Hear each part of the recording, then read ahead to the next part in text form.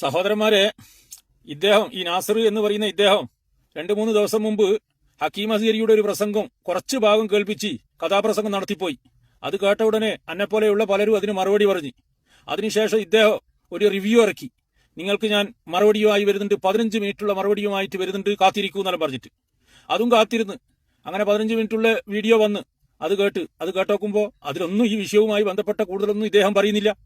ഇദ്ദേഹം പറയുന്നത് എനിക്ക് ആ വീഡിയോ മാത്രമേ കിട്ടീന്, ആ കുറച്ച ഭാഗമേ എനിക്ക് കിട്ടിയിട്ടുള്ളൂ, അത് വെച്ചിട്ട് ഞാൻ കവേസാക്കിയതാണെന്നാണ് പറയുന്നത്. പിന്നെ മറ്റൊന്ന് ഇദ്ദേഹം പറയുന്നുണ്ട്, ഇദ്ദേഹം മരണത്തിന്റെ പക്കത്തുനിന്ന് എണീച്ചു വന്നവരും. അങ്ങനെ ഉണ്ടാ? ഒരു മരണത്തിന്റെ പക്കത്തുനിന്ന് ആരും എണീച്ചു വരുവാ? സാധാരണ നമ്മുടെ നാട്ടിലും ഒരു കിണറിന്റെ പക്കത്ത് നിന്ന്, അല്ലെങ്കിൽ കോയന്റെ പക്കത്ത് നിന്ന്, അല്ലെങ്കിൽ കടലിന്റെ പക്കത്ത് നിന്നെല്ലാം പൊതുസ്വഭാവമായിട്ട് പറയലുണ്ട്. മരണത്തിന്റെ പക്കത്തുനിന്ന് ആരും എണീച്ചു വരുത്തുണ്ടാ? ഇദ്ദേഹം മരണത്തിന്റെ പക്കത്തുനിന്ന് എണീച്ചു വന്ന വ്യക്തിയാവരും. ഏതായാലും ഇരിക്കട്ടെ. പിന്നെ ഇദ്ദേഹം പറയുന്നത് ആ വിഷയത്തെ കുറിച്ചിട്ട് പ്രതിപാദിക്കാതെ മറ്റു പല വിഷയങ്ങളുമാണ് ഇദ്ദേഹം പറയുന്നത്. മക്ബറ സിയാറത്തും അതുപോലെ തങ്ങളന്മാരെ ബഹുമാനിക്കുന്നതും തങ്ങളെ കൈപിടിച്ച് മുട്ടുന്നതിനെ കുറിച്ചിട്ടല്ലാന്ന് ഇദ്ദേഹം പറയുന്നത്.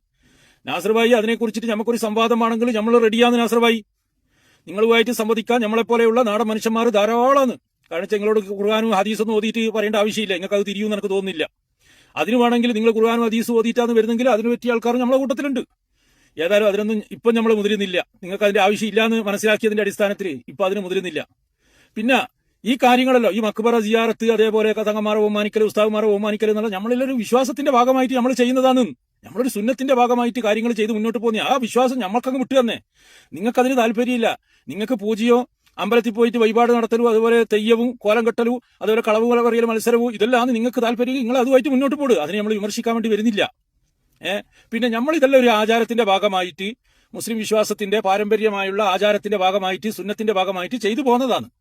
അത് മാത്രമല്ല നാസർ ഭായി, നമ്മളെല്ലാം ഉപ്പയോമ്യോ ആദം നബി വരെയുള്ള ഉപ്പയോമ്യോ മുസ്ലിമാണ്. അവർക്ക് ഹിദായത്ത് കിട്ടി മരണപ്പെട്ടവരാണ്. മരിച്ചവർക്ക് അള്ളാഹു പിന്നീട് ഹിദായത്ത് നൽകിയിട്ടുണ്ടാവും എന്നെല്ലാം വിശ്വസിക്കുന്നവരാണ് നമ്മൾ. നിങ്ങൾ അങ്ങനെയല്ലല്ലോ. സ്വന്തം ഉപ്പയോമ്യോ മുശ്രിക്കാന്ന്, കുഫർ ചെയ്തവരാണ്, അവര് ഷിർക്ക് ചെയ്തവരാണ്, അവര് മരിക്കുന്ന സമയത്ത് ഹിദായത്ത് കിട്ടാണ്ട് ചത്തുപോയവരാണെന്ന് വിശ്വസിക്കുന്നവരാണല്ലോ നിങ്ങൾ. പിന്നെ നിങ്ങളോട് നമ്മൾ എന്ത് വാദപ്രതിവാദത്തിന് വരാനാണ്? അതുകൊണ്ട് ഇതിനൊന്നും നമുക്ക് താല്പര്യമില്ല. നിങ്ങൾ ഈ വിഷയത്തെ കുറിച്ചിട്ട് എന്തെങ്കിലും പറയുമെന്ന് വിചാരിച്ചിട്ടാണ് ആ 15 മിനിറ്റുള്ള വീഡിയോ കേട്ടെ. അതിലൊന്നും നിങ്ങൾ ഈ വിഷയത്തെ കുറിച്ചിട്ട് പറയുന്നില്ല. ഇനിയും തന്നെ ഇങ്ങനെയുള്ള പണ്ഡിതന്മാർ പറയുന്ന പ്രസംഗങ്ങൾ കട്ട് ചെയ്തിട്ട് മാറ്റിക്കോട്ടിയിട്ട് വന്നിട്ട് കഥാപ്രസംഗം നടത്തുമ്പോൾ ഒന്ന് ശ്രദ്ധിക്കണം.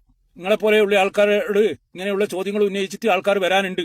നമ്മളെ സുന്നി പണ്ഡിതന്മാരുടെ മേത്ത് കയറിയിട്ട് നിരങ്ങിയിട്ട് അങ്ങ് പോകാമെന്ന് നിങ്ങളെപ്പോലത്തെ ആരെങ്കിലും വിചാരിക്കുന്നുണ്ടെങ്കിൽ അത് നടക്കൂല. അത് പണ്ടായിപ്പോയി. ഇന്ന് കൃത്യമായ അക്ഷരത്തെറ്റില്ലാണ്ട് നിങ്ങൾ ഏത് രൂപത്തിലാണോ സംസാരിക്കുന്ന അതേ രൂപത്തിൽ സംസാരിച്ച് മറുപടി പറയാൻ പറ്റുന്ന ചെറുപ്പക്കാരുകളും ഏത് രൂപത്തിലാണോ ആ രൂപത്തിൽ മറുപടി പറയാൻ പറ്റുന്ന ആൾക്കാർ നമ്മളെ കൂട്ടത്തിൽ ഉണ്ട് എന്നുള്ള കാര്യം നിങ്ങൾ ഓർമ്മിക്കുന്നത് നല്ലതാ. ഇനിയും തന്നെ സുന്നി പണ്ഡിതന്മാരുടെ ഞഞ്ഞത്ത് കയറിയിട്ട് അവർ പറയുന്ന കാര്യങ്ങളിൽ ചെറിയൊരു ക്ലിപ്പ് മാത്രം കട്ട് ചെയ്ത് വന്നിട്ട് കഥാപ്രസംഗം നടത്തിയിട്ട് റീച്ച് ഉണ്ടാക്കുക എന്ന് പറയുന്ന ആ പരിപാടി അങ്ങ് നിർത്തിക്കളാ. ഏട്ടാ നാസർ ഭായി, മരണത്തിന്റെ പക്കുന്നല്ല എണീച്ച് വന്നെന്ന് പറയുന്നത്. അതുകൊണ്ട് തന്നെ ഈ സുന്നി പണ്ഡിതന്മാരുടെ വേണ്ടിക്ക് കൂടുതൽ കയറാൻ വേണ്ടി നിൽക്കണ്ട. അത്രേ നിങ്ങളോട് പറയാനുള്ളൂ.